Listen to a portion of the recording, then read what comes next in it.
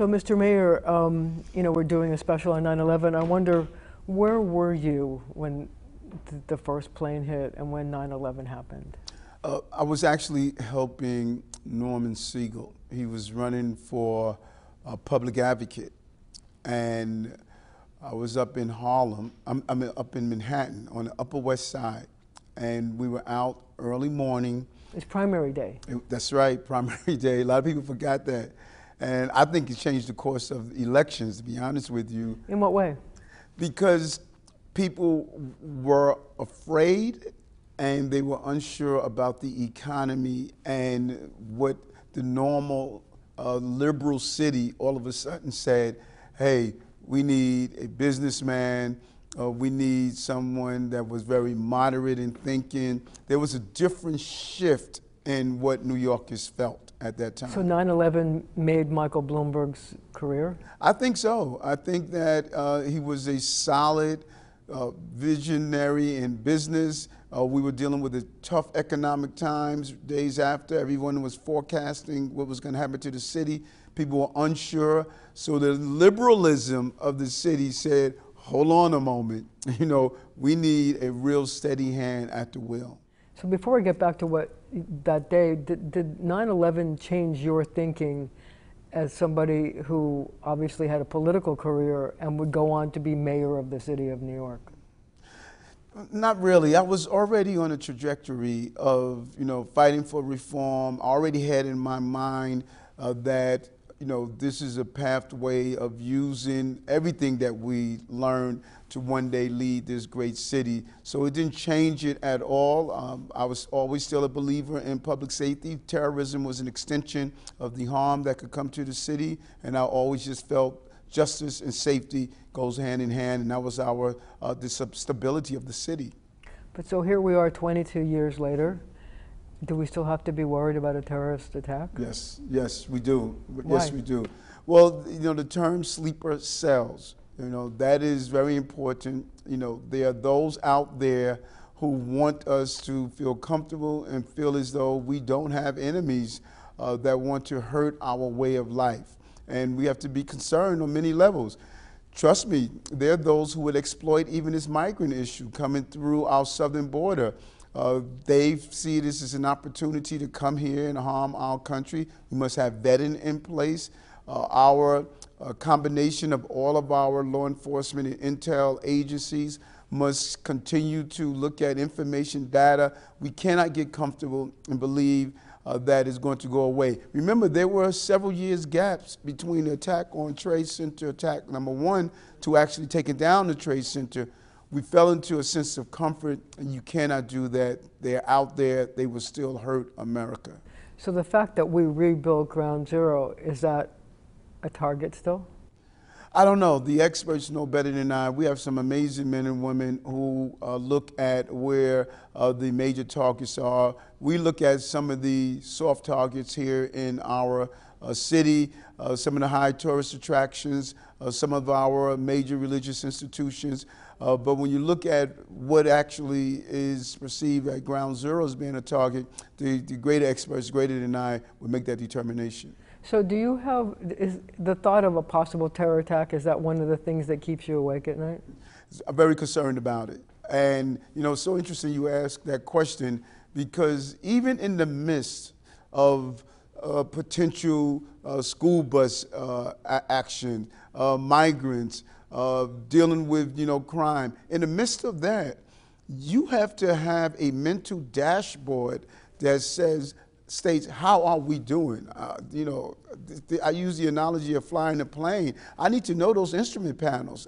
There's an instrument panel that says terrorism. There's an instrument panel that states, you know, migrants and school opening. I cannot say that let me just focus on this one instrument panel. No, I have to develop a full ability to know everything that's happening to this aircraft called New York. I just wondered if the fact that we're approaching 9/11 makes you now not refocus, but brings terrorism back to your mind, because we all remember that day. It never left. It never left. I'm always, when I start in the morning speaking to the police commissioner and the team, I'm asking, are there any notable threats out there? I'm getting ready to come up on Rosh Hashanah, you know, a very important high holy day for the Jewish community. I'm getting ready to come up on other very significant holidays. So I'm constantly asking, are we dealing with any threats? What are we dealing? Once I get that foundational, no real credible threats, now I can shift and deal with all the other duties of running the city. So 9/11 has turned that into a constant concern for you as mayor of the city of New York. The vigilance and the preparedness must be real, and it must be constant. And it is part of our everyday routine. 9/11 has made it any mayor, any police commissioner that does not constantly remain vigilant that there's a threat still out there. And New York City is one of the top targets in this country. This is a huge prize. The media market, what happens here cascades throughout the entire country, if not the entire globe. And that is one of my primary responsibilities as I start my day. So let me take you back to that day, 9/11. You're in Harlem. What it was happened? Upper West Side. Upper West Side. Yes. Mm-hmm. What happened? We were out going for another round of campaign literature. I walked down the block. There was a store, and I saw a bunch of people looking around at a television set with a plane sticking out of it. And, you know, many people thought it was an accident, but right away, I said, this is odd. You know, I felt terrorism right away. And then moments later, another plane flies in, and it's like, we have a problem. And the train system shut down.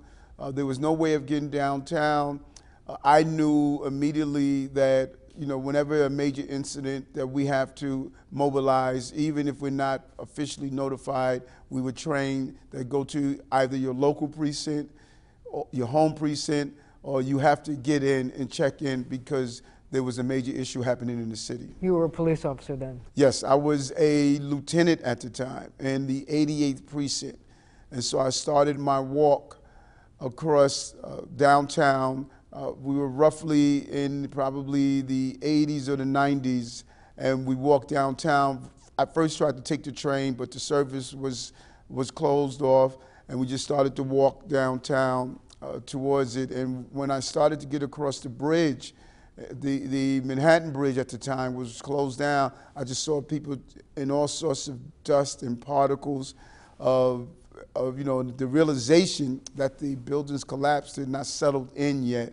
I just thought it was the smoke and the soot coming from the airplanes hitting the buildings. What were you thinking? I was afraid. You know, it was just a level of uncertainty of, you know, what was happening to our city. And, you know, were we under more threats? We were unclear of what the next round of threats were going to be, or the next round of attacks. Remember, we are foreign to attacks on our soil, not only in America, but in New York City. So this was a huge hit in the gut for this city. That, wow, you know, you could do the drills, you could do the tabletops, you could do everything else, but this was real. This was not a test. But you were a police officer then. Yes. You were trained to look for threats. Yes. Is that what's going through your mind? Was it, you know, it's one thing to go through the reenactment, and, you know, it's so important what the police department does with muscle memory. If you do something over and over again, you get trained for it. And there were some incidents where there were threats that were foiled and stopped. But the actual realization that in the heart of our city, terrorism took down the symbol of our empowerment. Those Trade Center towers were the first thing you saw when you flew into New York City. That was a game changer in our shift and in our mindset of how we need to really become proactive as well as reactive to fighting terrorism. But as a law enforcement person, did you think we let down our guard and that's why it happened? Or, like, what were you thinking? I think it was a combination of things. At that moment, I was not saying and doing an analysis of, how did it happen? Did we drop the ball? I was looking at how do we provide services right away? How do we do the search and recovery? How do we secure the area? How do we look at the manpower? I was a platoon commander at the time in the 88th Precinct. How do I, motivate my troops to get out there, make sure that we remain vigilant? We still had a city to save. Even as we dealt with the crises at 9/11, we still had to deal with the everyday crisis of keeping the city safe. Crime did not go on hold because of that, and we still had a role to seek out if there were any other terrorist act taking place. So was there a thought that we have to see if there are any other terrorists around or any other things that could happen? It was a combination. When you think about it and look back to those days, it was amazing how the police department's units shifted into gear. Hats off to Mayor Bloomberg at the time and all the other law enforcement leaders. They shifted into gear of ensuring that the everyday criminality was handled, but at the same time, there had to be a shift into gear to find out what was happening across the globe, and they did an amazing job of making that shift. When was the first time you went to Ground Zero? That evening. That evening, I took a trip over that evening. When I was a transit police officer, Chambers Street on the A, the 2 and the 3 was one of my posts. And I remember the vastness of the Trade Center. And if you never visited there, the visuals from the TV cannot give the full scope of what happened. But I knew how vast it was, how tall the buildings were, just the whole area where people shopped and dined. And I remember going there that night, and the ground was smoldering. You still saw the smoke. You saw officers and Marine and National Guard all covered in soot. There was this eerie stillness, and it was something that I have never felt or experienced before, and I don't know if I will ever experience it again. It was a clear indication of almost a war zone, of watching. Those buildings were gone. For as far as you could see, you just saw paper, quiet. There was just eerie stillness that walking around and people just feeling as though they were in a state of shock that this was the reality that happened to our city. Were you shocked? Were you angry? What was going through your mind when you saw this? Like it couldn't really be real? Mixed emotions, and I fully understood those who decided that they wanted to go join the armed services, those who decided they wanted to go into law enforcement, those who decided they wanted to change their careers. People went through a great level of anxiety and depression.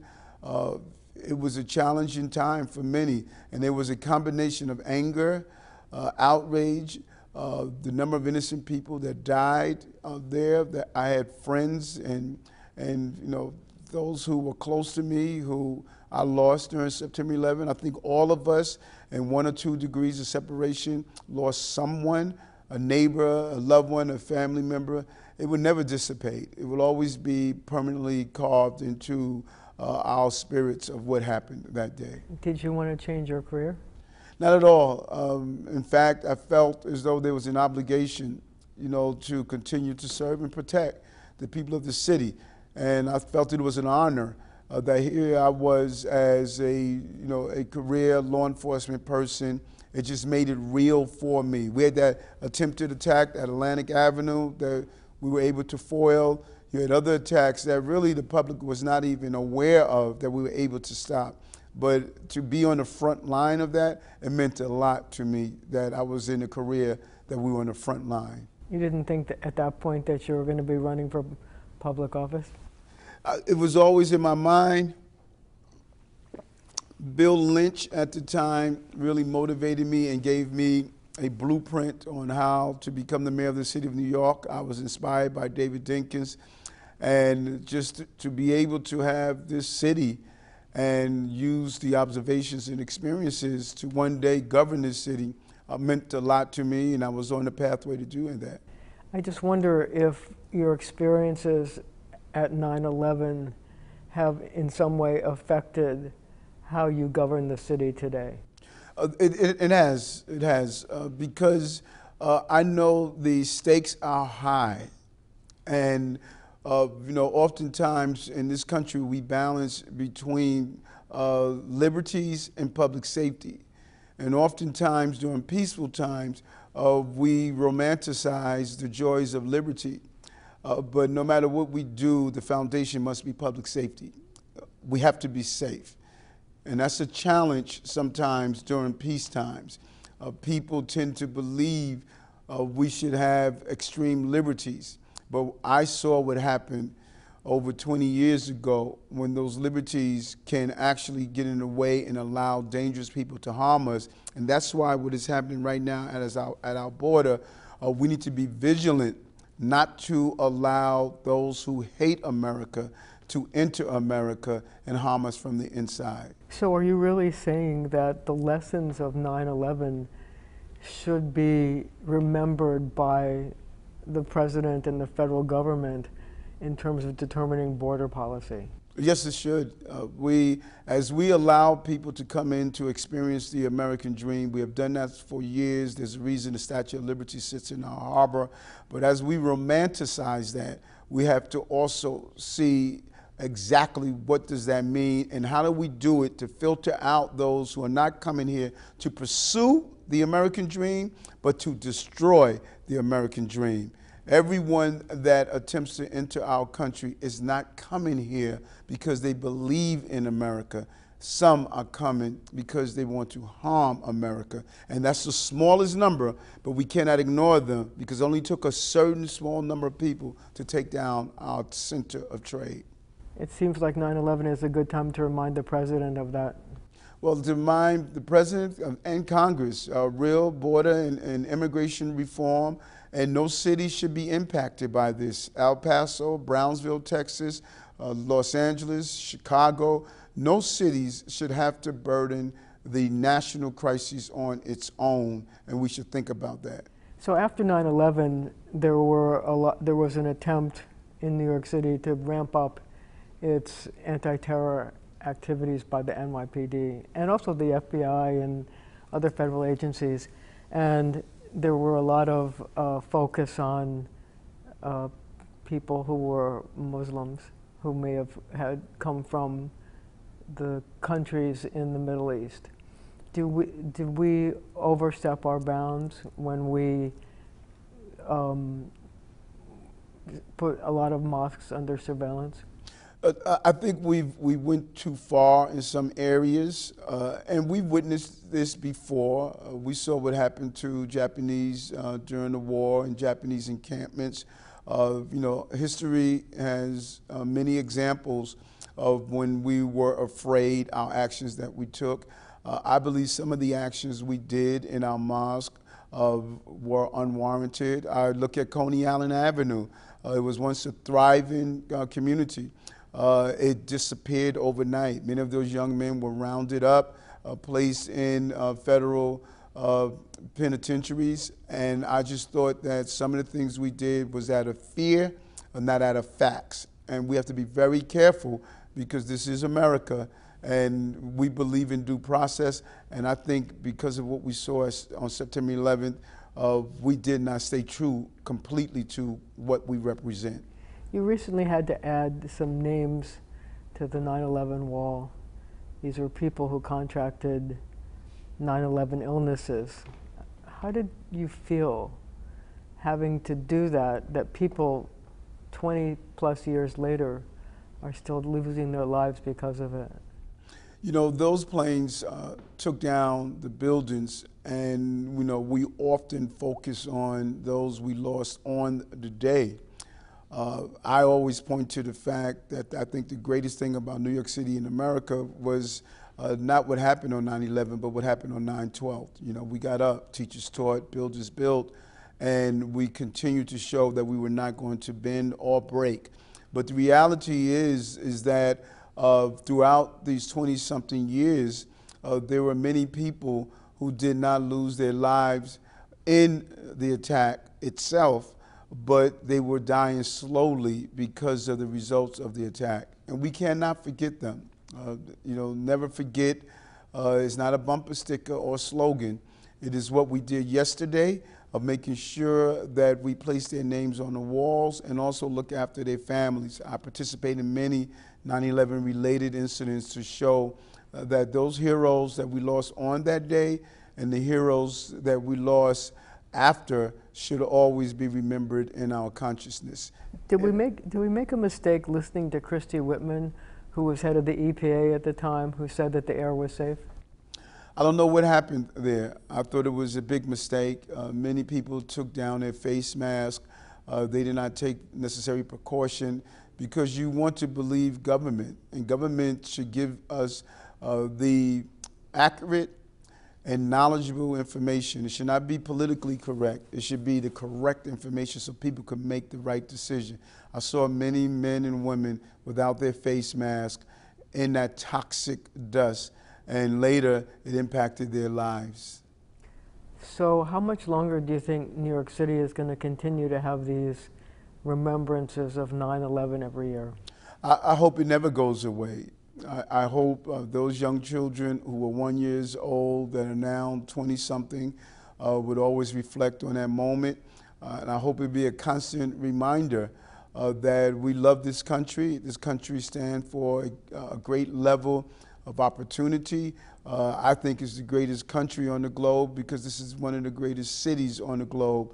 But we do have those out there that hate our way of life. They hate the fact that we believe in equality for women. They hate the fact that we believe in religious freedom. They hate the fact that we believe that we have a capitalist economy. They do an analysis of our country, and it is in contrast to what they believe, and they feel the best way to stop our beliefs is to destroy our beliefs. We're going to always have that threat. So as mayor of New York City on this 9/11 in 2023, what will that ceremony mean to you, and what will go through your head as you participate in that ceremony next Monday? Listen to the names. I think about that day. The towers went down. The antennas and the cell receptions were challenging. I could not speak with my brother for some time. My mother was unsure if my son or my brother and I were okay. Bernard was a sergeant in the police department, and there was a relief when I finally was able to reach him. But the reality was I could not exhale because hundreds of our fellow colleagues in FDNY, the police department, and other services we lost. And it just started a long chain of funerals and mournings and tears and uncertainties and black bands that just followed for that entire year. And so as you stand there and you hear the list of names, what's going through your head? How fortunate we are to have those men and women in particular who decided to run towards the danger and helped assisting others. How fortunate we are that everyday New Yorkers were helping each other. We responded, and that's what's great. They thought they were going to break our backs, and instead they gave us an opportunity to say we would bend, but we would not break, and the flags and the patriotism became a reality again. It reminded us how much we love this country. And that pledge of allegiance to the flag, to the United States of America, is just not a quote, it's a realization. I love this country, and every time I hear the polls, people say they won't defend this country if it's attacked by foreign enemies. Some polls say 52%. Well, I'm a 48%er. This is our country with all the flaws. This is the greatest country on the globe, and I think about that when I'm down at ground zero. And on September 12th, we got up. We got up, and we will continue to get up because we are Americans and we are New Yorkers. Thank you, Mr. Mayor.